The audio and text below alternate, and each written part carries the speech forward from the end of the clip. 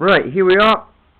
Alex Buckingham Racing, Endurance 750. Arrow exhaust, full titanium, all the way through, sexy forks. Inside there, brand new plugs, full carb stripped down and rebuild. Got rid of whatever green gunk was inside. I don't know where that's come from. Petrol smells strange, so that's been replaced with super unleaded. We've done a tune, check all the wires, full battery charge, and now it starts and purrs like a kitten.